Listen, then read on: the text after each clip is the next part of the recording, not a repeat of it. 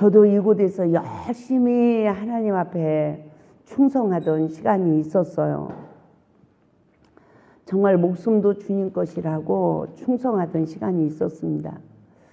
그런데 더 이상 하나님의 일을 할 수가 없습니다 라고 고백하던 시간도 있었습니다. 왜 그랬을까요? 내가 하나님께 영광을 돌리는 것이 아니라 점점 하나님의 영광을 가리고 있기 때문에 더 이상 하나님의 일을 할 수 없다라고 몸부림치며 기도할 때 하나님께서 하루에 3번 기도하라. 하루에 10시간씩. 그래서 21일 작정을 하고 제가 하루에 3시간씩 2번 하고 또 마지막은 4시간을 해서 하루에 10시간을 기도하는데 그 10시간 기도가 아니라 저는 첫날은 중언부언의 기도를 드리게 됐어요.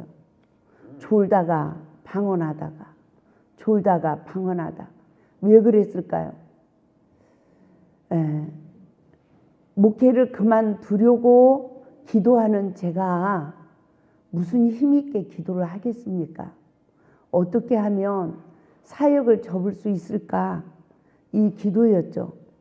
그런데 첫날 중언부언의 기도가 됐는데 그 다음날 방언 통변을 통해서 하나님하고 대화가 되는 거예요. 이러면 또 하나님 말씀이 제 방언으로 나와요.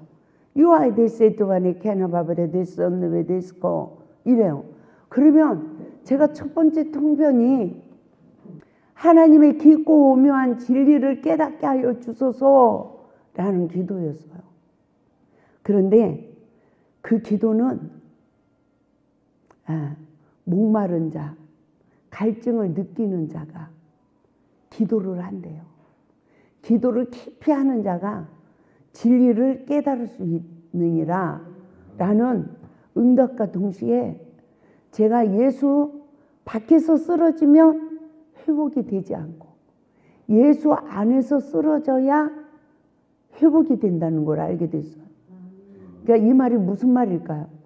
우리가 하나님의 뜻대로 살지 못해도 죄에 넘어져도 시험에 들어도 우리는 끝까지 예배하는 자가 되어야 된다는 거예요. 사명을 버리면 안 된다는 거예요. 그래야 회복이 될 수 있다는 말씀과 동시에 야곱이 야복강에서 기도한 그 기도를 드려야 축복의 단계에 들어간다고 하시면서 옛구습이 성품이 온전히 변화되기를 요구하셨습니다. 그때예요. 우리 기도원이 너무너무 어려웠습니다. 너무너무 어려웠고요. 교회가 다 깨지고 기도원이 다 깨지고 못난 나무가 산 지킨다고 하죠. 너무너무 어려운 백성들하고만 제가 있을 때였어요. 하루하루 끈이 연명하기도 너무 힘들 때였어요. 근데 보일러가 고장났네요. 그거를 빨리 못 고치니까 이 방들이 다 얼어버렸어. 그때 제가 주님, 제가 이 기도를 할 테니까 보일러 문제 좀 해결해 달라고 기도를 드렸어요. 근데 하나님께서요, 그 뭔가 막아놓은 거를 딱 뚫어지는 그런 영적 체험을 했는데 기적이 일어났어요. 이 꽁꽁 얼은 보일러가 녹아서 도는 거예요. 할렐루야. 저는 봄이 올 때까지 이게 이제 가능성이 없다라고 생각을 했습니다. 그러면서 정말 하나님께서 목마른 자, 갈증을 느끼는 자가 기도를 깊이 하느니라 라는 이 통변과 함께 그 창세기 26장 16절에서 22절에 이삭이 우물을 파는 말씀을 주셔요. 근데 우물을 파면 또 뺏기고 파면 또 뺏기고 파면 또 뺏기죠. 그런데 나중에 느옷의 우물을 팝니다. 그러니까 다툼에 그쳐져요. 그리고 하나님의 언약이 성취되는 것을 볼 수 있어요. 이 말씀을 일깨우면서 우물을 깊이 팔수록 단물이 나온다는 거예요. 생수가 나온다는 거예요. 그러시면서 심령이 가난한 자는 천국이 저희들 것이래요. 영적 목마름이 있는 자는 기도를 깊이 하느니라. 기도를 깊이 하는 자만이 진리를 깨달을 수 있느니라. 저는 그때 사랑의 힘을, 영혼들을 사랑할 힘을 다 잃어버렸어요. 그래서 사랑을 잃어버려 지쳐있는 저는 하나님 사랑의 은사를 좀 주세요 라고 기도를 드리게 됐습니다. 사랑은 은사가 아니다. 사랑은 행하는 것이다. 사랑을 실천할 때 사랑의 능력이 덧입혀지느니라. 하나님 은혜를 깨닫게 해주세요 라고 또 간구했습니다. 은혜는 내가 주는 것이 다 은혜니라. 그래서 하나님 더 구체적으로 알게 해주세요. 만물을 창조하신 것이 은혜요. 구원의 은총을 베풀어 주신 것이 은혜요. 내가 준 것이 다 은혜니라 라고 말씀하시면서 은혜를 달라고 기도하는 것이 아니라 은혜를 깨닫게 해달라고 기도해야 된다라고 말씀하셨어요. 저는 그때 또다시 하나님께 간구했습니다. 하나님 은사를 알기 원합니다. 왜 그럴까요? 기도원 사역하면서 은사만 충만하면 사역을 감당할 수 있다라고 생각을 했어요. 근데 모든 은사는 사랑을 실천하는 자, 사랑의 능력을 입는 자가 아닌 은사는 100% 사단의 지배를 받는다고 말씀하셨어요. 그래서 은사에 대해서는 더 이상 하나님께 물을 수가 없었어요. 그러면서 또 저는 하나님께 물었습니다. 왜 부교육자, 옆에서 같이 사역하는 분들이 영적으로 세움을 입지 못하나요? 라고 제가 물을 때 너를 대적하기 때문이래요. 저는 깜짝 놀랐습니다. 너를 대적하기 때문에 영적으로 세움을 입지 못한대. 순종하는 자는 다 은혜를 줬다는 거예요. 저는 깜짝 놀라서 그럴 수가요. 그렇게 고생을 많이 하는데요. 어떻게 그럴 수 있어요? 제가 부족해서 그러잖아요. 그때 하나님께서 세워놓은 질서를 사람은 어떻게 할 수 없다는 것을 말씀하시면서 나는 여호와니라 이러시는 거예요. 그러면서 그 당시에 너무너무 순종을 잘하는 분이 계셨어요. 말을 못하는 벙어리셨어요. 늘 침을 흘리는 분이셨어요. 근데 아마 그분은 제가 불 속에 들어가라고 해도 들어갈 정도로 순종을 하신 분이에요. 근데 가족이 버렸어요. 가족이 여기다 데려다 놓고 뭐 생활비도 주겠다, 뭐 해야겠다 이러시고 그리고 나서 이사를 가버리고 전화번호를 다 바꿔버렸어요. 그래서 꼼짝없이 제가 그분을 모시게 됐는데 저는 그분이 제가 목회한 중에 최고로 순종한 분이 아닐까 생각을 합니다. 그래서 제가 그러면 그 조집사님은 순종을 그렇게 잘하는데 왜 저런 모습으로 저렇게 살아야 하나요? 라고 또 기도를 했습니다. 근데 하나님께서 응답이 고집을 버리지 못했느니라 라고 하시는 거예요.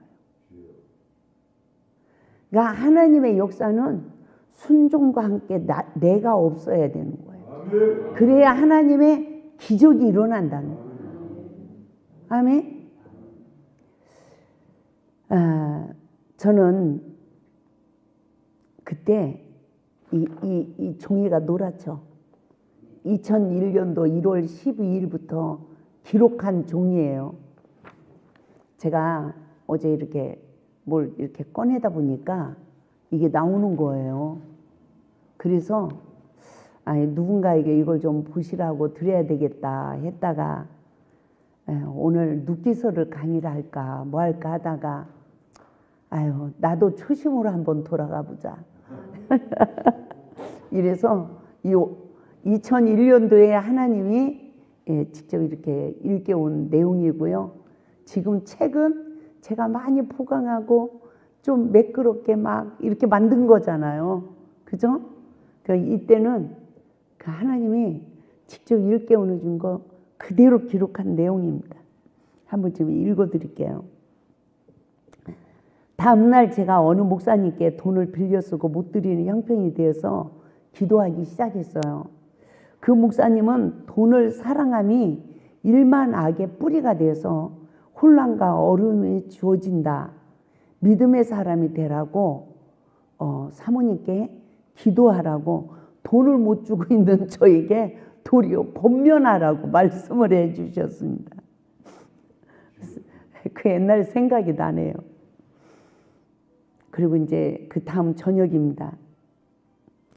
전쟁에서 돌아오는 성도들 중 이 말은 제가 이제 붕해를 했어요. 근데 우리 식구들이 거기서 돌아왔는데 영적 전쟁에 다친 성도들을 보여주는 거예요. 가장 힘이 없어 보이는 그들 하나님은 너무너무 정확하셨어요. 가장 힘이 없어 보이는 연약한 믿음을 가진 그들이 영적 대장이 되어지고요. 영적 대장이라고 했던 사람들은 다 팔이 잘려나가고 다리가 잘려나가고 막 아주 위급한 영적 환자가 돼 있는 모습을 하나님이 보여주셨어요. 그리고 그 중에 한 사람은요, 바지에 응아를 해가지고 똥물이 뚝뚝 떨어지는 채 차에 오르는 모습을 보여줬어요. 그러니까 제가 차 버리지 않게 못을 깔고 앉으라고 하면서 제가 운전을 하고 가는데 차가 더 이상 나갈 수 없는 길에 이르게 됐어요. 근데 어떠한 분이 이렇게 차를 운전하는데 차 보고 숙여가라는 거예요. 근데 이 차가 숙이니까 차가 무사히 그것을 빠져나오는 그런 꿈을 꾸게 된 거예요. 다음날 기도 시간에 전날 밤 꿈 내용을 생각하며 겸손해지면 길을 간다는 것을 깨닫게 해주셨어요. 이건 영적 인도함인 줄 믿습니다. 그 시간에 방언 통변을 통해서 하나님께서 내 신분을 밝혀라 이러시는데 제가 그때 두꺼운 담요 이불을 깔고 겨울이라 이렇게 추운 데서 기도를 하고 있을 때인데요. 내 신분을 밝혀라 이렇게 말씀을 하시는데 저는 그 순간 사람이 제일 무서우면 뭐 하죠? 오줌을 싼다고 하잖아요. 하나님이 내 신분을 밝히라고 하는데 죽어서 서보는 심판대에 제가 쓴 거예요. 지금은 누구 때문에요? 내가 힘들어요. 누구 때문에요? 하나님 일 못하겠어요. 이유가 많죠? 근데 주님 앞에 가면 사랑의 계명에 순종하지 못한 것으로 이걸로 끝나는 거더라고요. 하나님 아니고요. 이래서요. 이렇게 할 말이 없는 거예요. 저는 그 자리에서요, 기절을 안 하기 다행이죠. 그러니까 제가 목회를 그만두려고 그랬잖아요. 그런데 제 입에서 오돌오돌 떨면서 저 주님의 종입니다. 저는 주님의 종입니다. 저는 주님의 종입니다. 여러분들은 끝까지 하나님 일 해야 된다는 이 사명의 불이 활활 타십니까? 그런데도 그렇게 하나님이 그 죽어서 서부는 심판대에 섰는데도 그 뒤로도 또 순간순간 나 못하겠어요. 나 못하겠어요. 나 이런 모습으로 더 이상 하나님 일을 할 수가 없어요. 이렇게 되더라고. 그래서 정말 다시 한번 우리가 하나님 앞에서 깨달아야 됩니다. 어떠한 은혜가 있어도 사명을 위해서 죽을 준비가 돼야 되겠죠. 그렇죠? 또다시 성령님이 내 자신을 부인하라 말씀하셨어요. 그때 저는 저는 구더기만도 못한 죄인입니다. 저는 구더기만도 못한 죄인입니다. 이렇게 3번을 부인할 때 성령님께서 네 자신을 낮추며 신령한 세계에 들어올 수 있다는 거예요. 나를 부인하면 성령의 능력에 힘입어서 신령한 교제가 이루어진다는 말씀을 하셨어요. 그래서 주님 은혜 안으로 인도하여 주소서 라고 간구할 때 낮아진 자만이 이 은혜 안으로 들어올 수 있다는 것입니다. 이 환상을 보여주는데 이 낮은 문은 납작 엎드려서 이 포복이 아닙니다. 엎드려서 배로 이렇게 기어서 들어가야 되는 그런 곳이었어요. 그래서 이 문은 아주 낮은 문이어서 납작 겨우 기어 들어가야 나갈 수 있는 문이었습니다. 그때 주님이 부탁하셨어요. 겸손한 자들아 자랑하지 말라. 겸손한 자, 낮은 자, 자신을 부인하는 자만이 신령한 세계에 들어올 수 있다라고 말씀하시면서 빌립보서 2장 5절부터 8절에 말씀을 하시며 그리스도의 마음을 품으라고 말씀하셨습니다. 그러면 하나님께서 반드시 우리에게 열매를 맺을 수 있는 저는 주님 열매를 어떻게 내가 맺을 수 있나요? 라고 또 물었어요. 미랄이 된 자, 사랑을 실천하는 자, 겸손한 자가 열매를 맺을 수 있다는 것입니다. 저는 목회 11년 동안 노력을 했잖아요. 근데 안 되는 거예요. 그러니까 제가 어떻게 내 노력으로 할 수 있나요? 라고 물었어요. 그때 육은 무익한 것, 육의 생각은 사망이다. 영의 생각은 생명과 편안이다. 성령의 능력에 붙들려 쓰임받을 때 모든 것을 실천할 수 있느니라. 성령에 붙들린 자는 자기를 부인하고 철저히 주님을 의지하는 자라고 말씀하시면서 따라서 합시다. 기도할 때 주의해야 된다. 막힌 것이 없어야 된다. 용서하라. 회개하라. 욕망을 버려라. 우리가 하나님 앞에 늘 기도를 하죠. 근데 막힌 것이 없어야 된대요. 그래서 용서해야 되고요. 내가 회개해야 되고요. 욕망을 버려야 된대요. 저는 저에게 욕망이 있다는 걸 몰랐어요.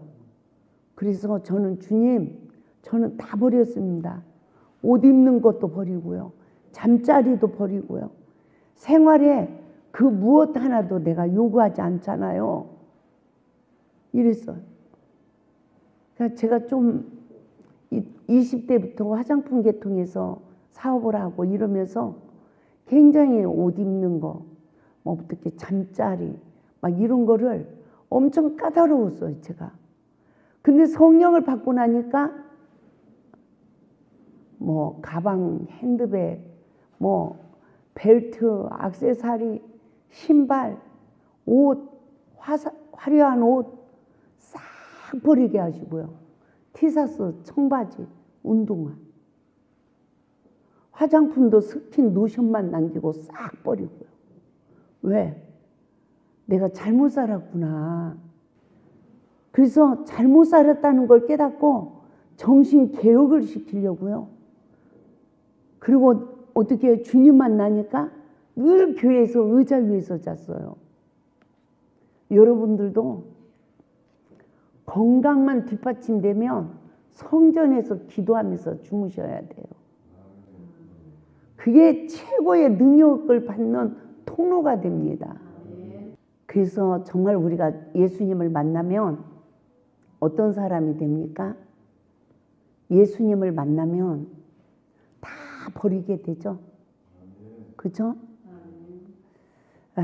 그래서 저는 다 버린 줄 알았다고요. 나에게 욕망이 없다라고 생각을 했어요. 나는 생활에 그 무엇도 주님께 요구하지 않잖아요. 이렇게 말을 할 때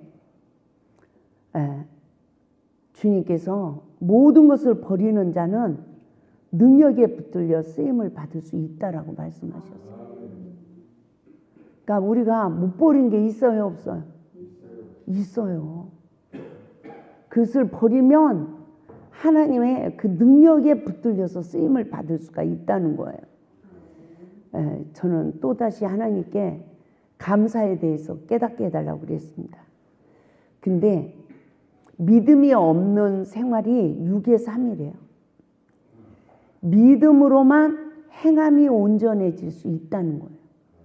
믿음으로 행함이 온전한 자만이 감사하는 삶을 살아갈 수 있다는 거죠. 그러면서 여호수아와 갈렙은 믿음의 행함으로 온전한 자였다라고 말씀하셨습니다. 그러나 10명의 정탐꾼은 믿음으로 행함이 온전하지 못한 자가 돼서 결국은 육의 사람으로 멸망을 받고 말았다는 거죠. 그래서 제가 하나님, 믿음이 무엇이에요? 라고 물었습니다. 믿음은 누가복음 10장 21절 말씀에 나오는 어린아이와 같단다 그래요. 믿음은 능력이 아니랍니다. 믿음은 믿고 순종하며 따르는 것이래요. 근데 우리는 믿습니다 하면 뭘 믿는다는 거죠? 하나님의 능력을 믿는다는 거죠. 나에게 한번 역사 좀 해주시고 응답 좀 해달라는 거죠. 그렇죠? 근데 믿음은 순종하고 하나님 말씀에 순종하고 따르는 것이래요. 그래서 믿음의 열매는 순종이라고 말씀하셨습니다. 아브라함은 이삭이라도 하나님 명령에 순종하여 바쳤다는 거죠. 그래서 믿음은 자신을 부인하는 거래요. 나를 부인해야 순종할 수 있는 줄 믿습니다. 그래야면 위로부터 주시는 참된 평화가 우리에게 이루어진다는 말씀을 하셨어요. 그러면서 하나님께서 그 다음 시간에 제 형편을 뒤돌아보며 울게 하셨어요. 내가 성령 받지 못한 31살 때까지의 인생. 교회는 다녔지만 성령 충만하지 못했던 인생. 뒤돌아보며 울기 시작했어요. 그 시간들은 너무너무 괴로워서 죽음을 선택해도 죽음이 나에게 오지 않고 죽음이 지나가는 시간들이었어요. 근데 성령을 받았네. 그리고 충성했던 시간들, 믿음으로만 살았던 그 시간들. 그런데 현재 내 자신이 아무것도 더 이상 할 수 없는 무력한 나를 보고 울게 하셨어요. 그리고 자녀들을 위하여 또 울게 하셨습니다. 한참 울고 나니까 내 부모를 보아라. 내 어머니는 세상에서 방황하는 너를 위하여 한마디 야단도 치지 못하며 행여나 자살이라도 할까봐 하나님께 새벽 제단을 쌓으며 눈물로 8년 동안 너를 기도원 원장이 되게 해달라고 기도하지 않았니? 내 아버지는 하나님을 모르는 분이 가슴이 썩어 들어가는 고통을 느끼면서도 너에게 한마디 야단도 치지 않으며 행여나 자살할까봐 가슴을 조이지 않았니? 이러는 거예요. 우리 아버지는 엄청 무서운 분이었어요. 엄청 야단도 잘 치는 분이었어요. 그런데 제가 인생에 실패하고 어려움을 겪고 나니까 자살할까봐 그때부터 한마디 야단도 치지 않더라고요. 근데 저는 15년 만에 저에게 돌아온 자식에게 내가 기도원 원장이라고 담배 피지 말라, 술 마시지 말라, 새벽 예배 드려라 라고 했어요. 근데 하나님은 부모의 사랑과 제가 자식을 사랑한 그 사랑을 통하여 저에게 깨닫게 해주는 게 있었습니다. 그 결과 어떻게 됐을까요? 그 아들이 그러더라고요. 저는 목사를 찾아오지 않았습니다. 엄마를 찾아왔습니다. 저는 기도원 온 게 아닙니다. 내 집에 온 겁니다. 이래요. 근데 저는 네 육의 엄마는 죽었어. 없어. 영의 엄마밖에 없어. 저는 또 그렇게 그 아들에게 그렇게 말을 했죠. 그러니까 그 아이가 어떻게 했습니까? 여기서 못 견뎌서 다시 세상으로 나갔어요. 그것을 일깨우면서 봐라, 너는 자식을 사랑한 것이 아니고 내 부모가 너를 사랑한 근처도 가지 못했다 라고 말씀하실 때 저는 처음으로 율법을 행하고 있는 나를 발견하게 된 거예요. 많은 목사님들이 복음의 종이 돼야 된다. 율법의 종이 되면 안 된다. 뭐 얼마나 말을 합니까? 뭐 저도 그렇게 설교를 했죠. 근데 그게 뭔지를 모르고 그렇게 했어요. 처음으로 내가 율법의 종으로 살아가고 있다는 것을 나를 보는 눈이 떠지기 시작했어요. 여러분은 술, 담배하고 방황하는 분을 위해서 사랑으로, 생명으로 기도하십니까? 하지 말라고 권면합니까? 아무튼 저는 이 골짜기에서 처음에는 어떤 사람을 봐도 다 모시고 왔어요. 예수님만 만나면 다 버릴 수 있기 때문에. 근데 그 예수님을 쉽게 만납니까? 50명, 60명, 70명 그런 분들이 모이니까 제가 형사가 됐어요. 뭐 남자 바지 주머니에다 손 넣는 거 아무렇지도 않는 형사가 됐다고요. 담배값 뺐느냐고. 가방 뒤지는 거 아무렇지 않은 형사가 됐어요. 술병 뺐느냐고. 제가 그러고 사역을 제가 잘못하는 줄 몰랐어요. 하나님은 나 같은 죄인에게도 자유의지를 주신 그 하나님의 뜻을 몰랐던 거죠. 그러면서 그분들을 강제로 막 산에 모시고 가서 주여를 불러라. 나중에 뭐라고 한 줄 알아요? 원장님이 주여 부르라고 하니까 주여 소리 안 내면 혼날까 봐 주여 부르고 야 인마 네 차례야. 주여 부르고 야 인마 네 차례야. 주여 부르고요. 그러면서요 추우니까 소주병을 돌리면서 한 모금씩 마시면서 주여를 불렀대요. 우리 기도원이 자유의지를 주는 기도원이 됐다고 해도 연세가 82세가 되신 이 기도원 목사님 앞에서 집사들이 담배 피면 돼야 안 돼요? 본부장님은 질서를 잡아요. 예? 알잖아. 그럼 말도 안 되는 행동이야. 나는 어제 들었어. 그 소리를 어제 들었다고. 그건 안 되는 거예요. 숨어서 피는 거는 내가 뭐라고 말 안 해. 그러지만 어디 목사님 앞에서 담배를 펴. 그 사람은 여기서 은혜를 입을 수 있어요, 없어요? 하나님은 은혜 안 줘. 하나님을 두려워하고 모든 권세자를 두려워해야 은혜를 입을 수 있는 거예요. 몰래 하는 건 난 말 안 해. 왜? 몰래 할 때 얼마나 마음이 힘들겠어요. 그죠? 그건 예의잖아요, 예의. 그건 절대 안 돼요. 그건 본부장님 책임이야. 안 되는 거예요. 안 되는 거. 예. 또 목사님도 그래. 그렇게 하면 야단쳐야죠. 못하게 해야죠. 그냥 놔두면 안 되죠. 예, 안 되는 거죠. 그건 가르쳐야 되는 거예요. 예? 영적인 질서가 있어요. 맞죠? 권면을 막 야단치라는 말이 아니라 그렇게 하면 안 되는 거라고 잘 가르치고 그래도 그러면 야단쳐야죠.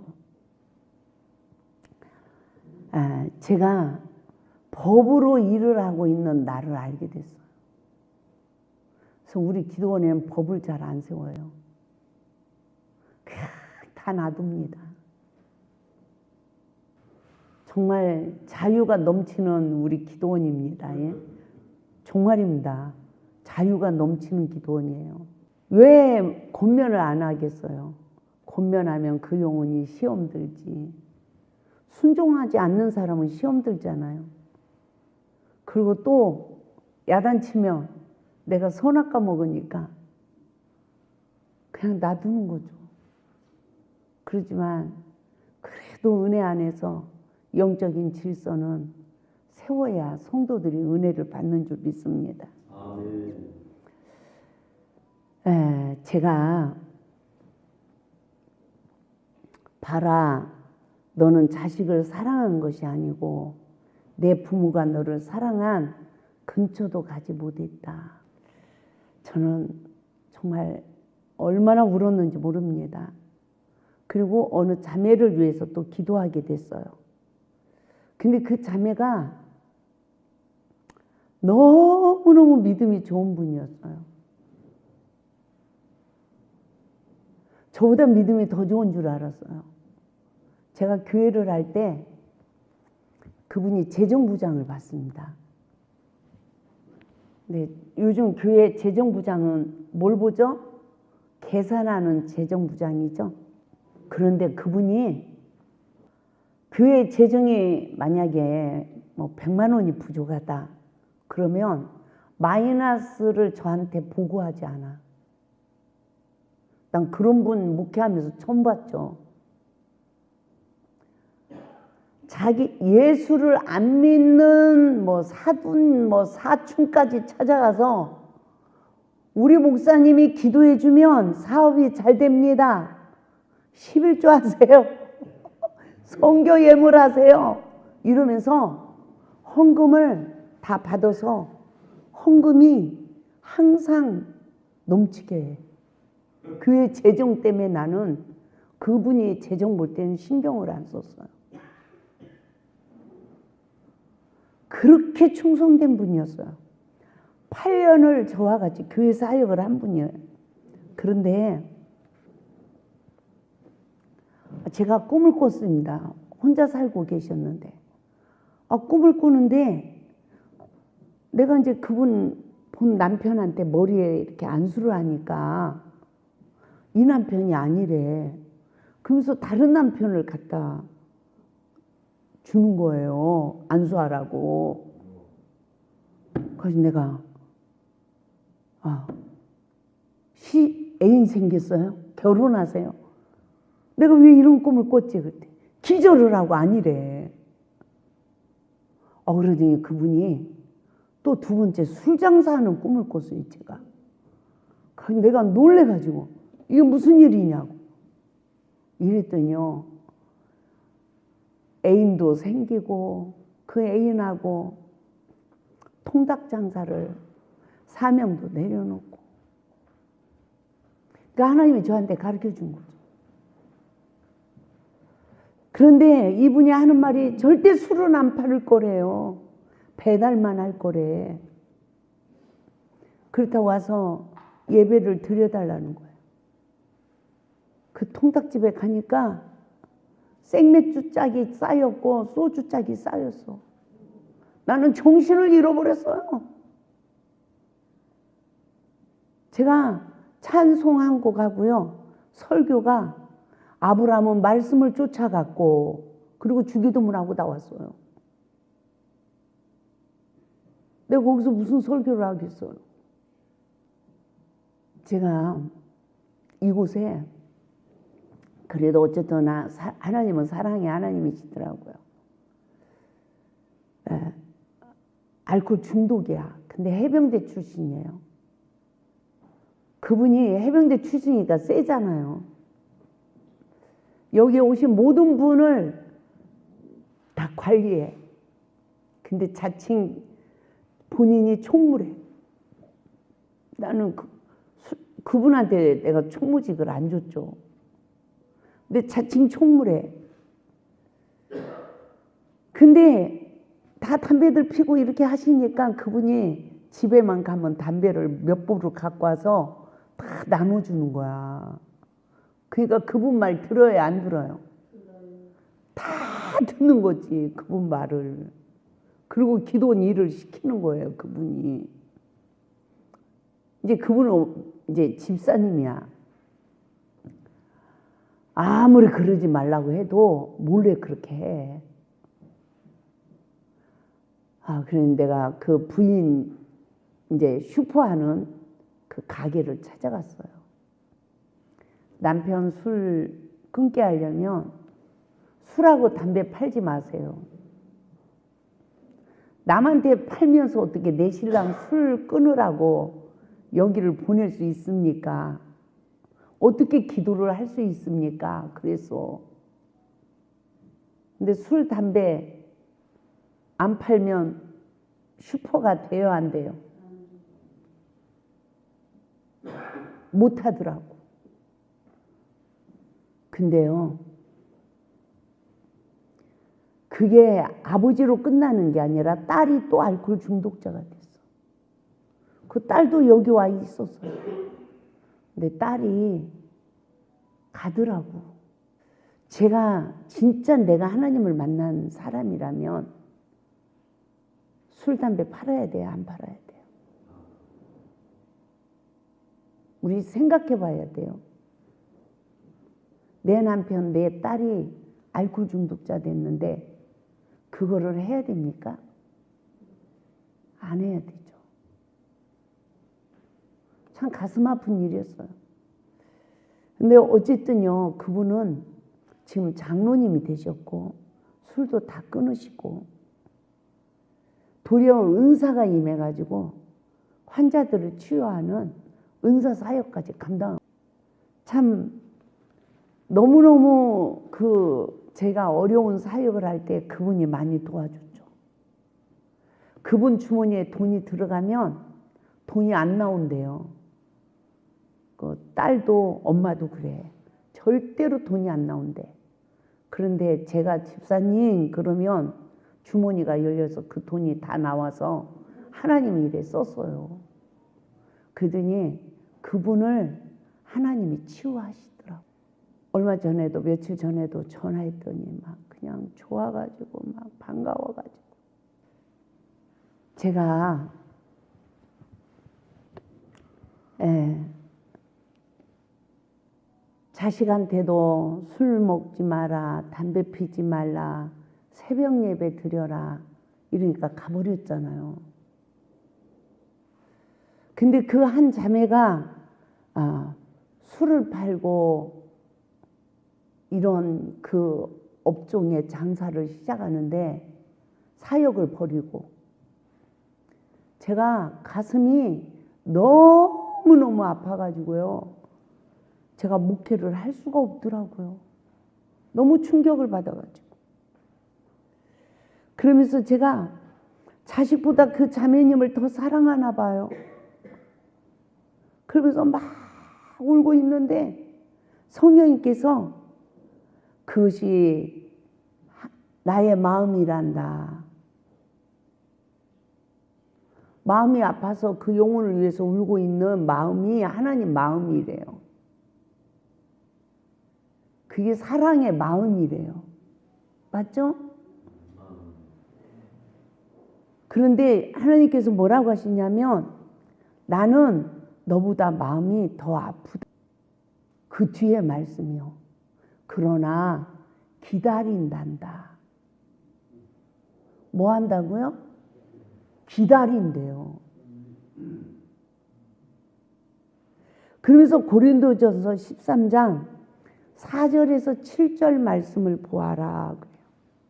사랑은 오래 참고 사랑은 온유하며 투기하는 자가 되지 아니하며 사랑은 자랑하지 아니하며 교만하지 아니하며 무례히 행치 아니하며 자기의 유익을 구하지 아니하며 성내지 아니하며 악한 것을 생각지 아니하며 불의를 굳지 아니하며 성내지 아니하며 악한 것을 생각하지 아니하며 진리와 함께 기뻐하고 모든 것을 참으며 모든 것을 믿으며 모든 것을 바라며 모든 것을 견디느니라 이러시는 거예요. 저는 이 설교를 할 때 고린도전서 13장 4절 7절 말씀을 다 외우지 못해도 첫 구절 끝구절 오래 참고 모든 것을 견디느니라 이것만 알아도 된다 이렇게 말해요. 오래 참고 모든 것을 견디느니라. 저는 처음으로요 이 말씀이 내 영적 상태를 조명해 줬어요. 그러면서 내 자신을 보아라. 이 사랑 근처도 가지 못하지 않았니? 이 사랑 흉내도 내지 못하지 않았니? 이러면서 그 자매가 사랑을 빼앗겼다. 솔로몬 왕이 여인들에게 사랑을 빼앗겼다.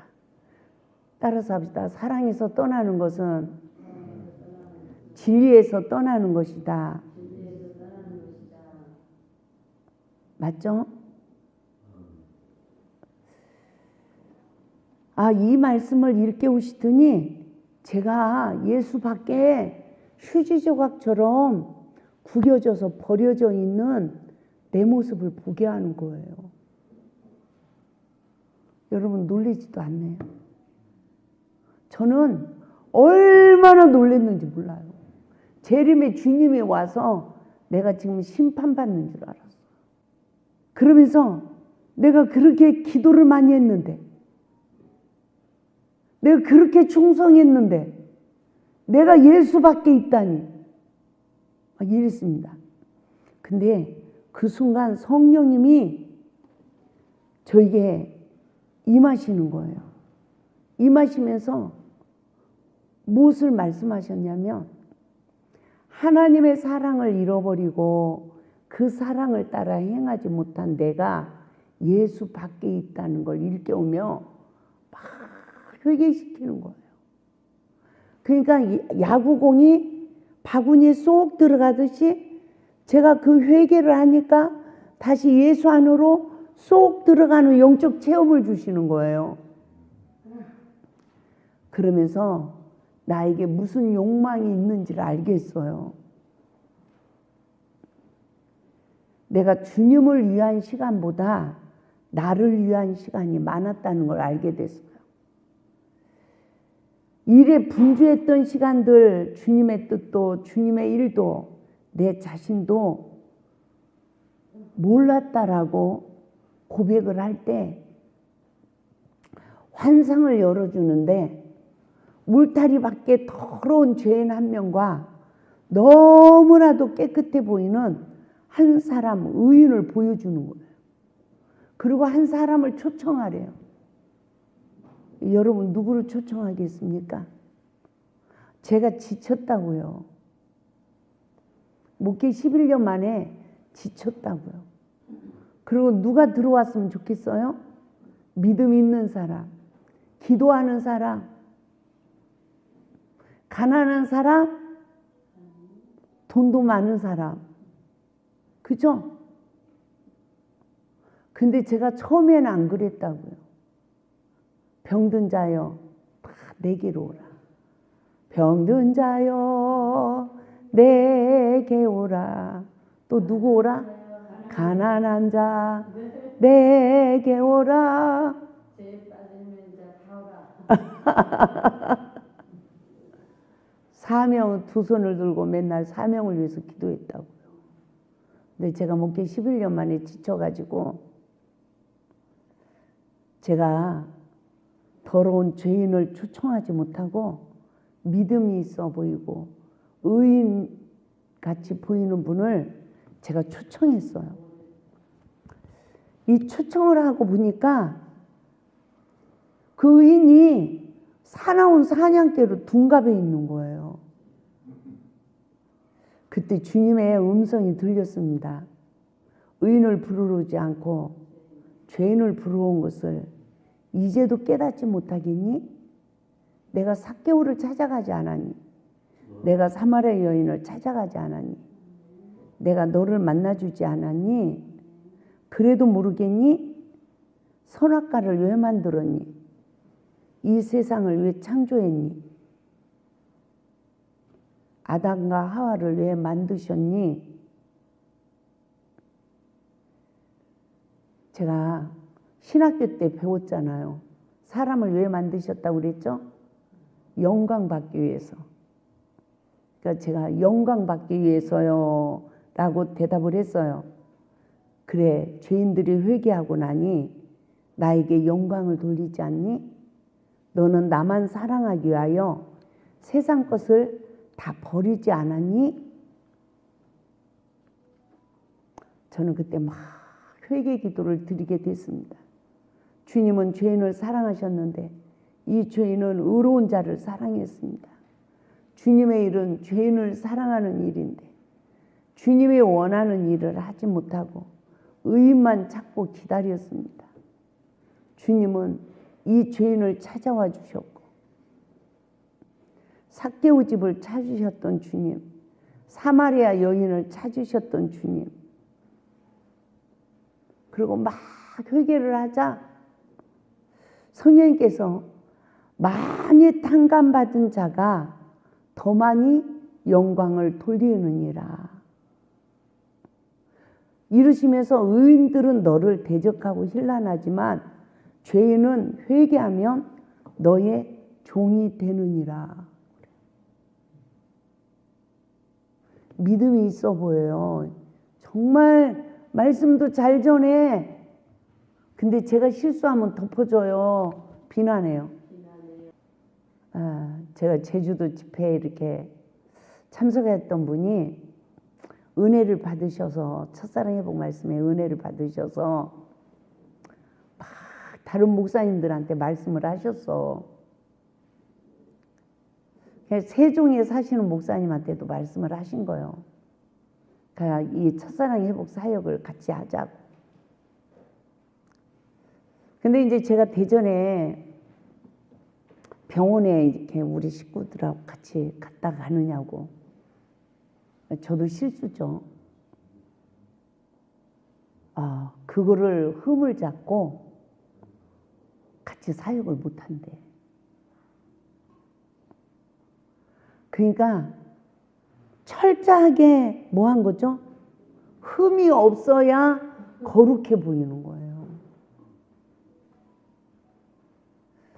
그래서 너무나 많은 사람들이 그와 같은 영적 상태에서 있다는 것을 우리가 깨달아야 돼요. 저는 이 기도를 하면서 처음으로 내가 바리새인, 사두개인, 서기관, 제사장이라는 걸 알게 됐어요. 내가 외식하고 율법을 앞세우는 바리새인, 사두개인, 제사장이었다는 걸 알게 됐어요. 죄인의 친구가 되어 주었던 주님을 몰랐어요. 하나님을 안다고 하면서 죄를 짓는 자는 용납하면 안 되지만 하나님을 몰라서 술, 담배하는 그들이 죄인인 줄 아느냐? 그들이 하나님 말씀보다도 술 한 잔이 더 필요하다고 하면 술 한 잔 따라주는 것이 죄냐? 그의 친구가 되어 마음의 문을 열게 하고 친구가 되어 예수님을 만나게 해주면 술 먹으라고 해도 안 먹는다. 죄인의 친구가 되어 주신 주님의 심정을 아직도 모르겠니? 믿음이 연약한 백성들 새벽 예배 못 나와도 사랑으로 권면하라. 그래도 안 나오면 기다리라. 그리고 기도하라. 너 어떻겠니? 새벽 예배 안 나오면 3일 금식이다 하니 그들이 밥 굶기 싫어서 나오지 않았니? 마음의 문이 닫혔는데 어떻게 말씀을 먹겠니? 엄마가 자식에게 밥이 먼저니 사랑이 먼저니? 사랑이잖니? 말씀도 사랑이 먼저니라. 저는 여기에서요, 상처받으면 마음의 문이 닫혀요. 그러면 목회자들이 말씀을 전하면 양식이 안 되고 지식이 되는 걸 알게 됐어요. 상처받은 자는 마음의 문을 닫기 때문에 생명이 안 되고 지식이 되는 거예요. 나한테 상처 준 자가 설교하면 회개가 됩니까? 도리어 그 말씀이 그 지도자의 허물을 보는 사단의 지배받은 눈이 밝아진다는 걸 알게 됐어요. 그래서 인격이 자라는 게 아니라 지식이 자란다는 걸 깨닫게 됐죠. 저는 너무나 하나님과 상관이 없는 일을 하고 있었고 너무나 부끄러워서 견딜 수 없는 눈물을 흘리게 되었습니다. 내가 바리새인, 사두개인, 제사장, 외식자, 율법을 앞세우는 자, 은혜를 잃어버리고 사랑을 하나도 실천하지 못하는 자라는 것을 뼈저리게 깨닫고 회개하게 되었습니다. 이렇게 말씀을 일깨우고 무지한 저에게 성령님께서 말씀하시면서 14년 동안 성경을 일깨워서 책을 14권을 쓰게 하시고 또 3년 동안 그 책을 세미나 교재로 만들게 하시고 이러면서 벌써 이 말씀이 시작한 지가 23년 됐습니다. 이래서 이곳이 첫사랑 회복 운동 사역을 하는 곳이 되었어요. 그런데 첫사랑 회복은 그냥 성령 충만 한 번 충만으로 되는 게 아니라 하나하나 말씀을 일깨움을 받아서 내 뜻을 버리고 아버지 뜻을 선택해 나가며 나를 십자가에 못 박는 삶으로 원망 들 만한 관계에 내가 먼저 미랄이 되어지고 썩어져야 된다는 걸 알게 됐어요. 그래서 말씀으로 내 죄를 보고 내가 먼저 상대방에게 엎드린 시간이 내가 자기를 부인하는 시간이죠. 나를 부인하는 시간이죠. 그래서 그 시간이 말씀으로 내가 용서받고 내가 치유받는다는 걸 알게 됐고요. 말씀에 의지하여 상대방에게 엎드리면 내가 상대방을 치유하는 치유자로 쓰임받는다는 것을 알게 됐습니다. 우리 찬양하며 우리 다시 한번 말씀에 기억하고 하나님의 사랑을 알게 해주세요. 회복시켜 주세요. 내 교만을 알게 해주세요.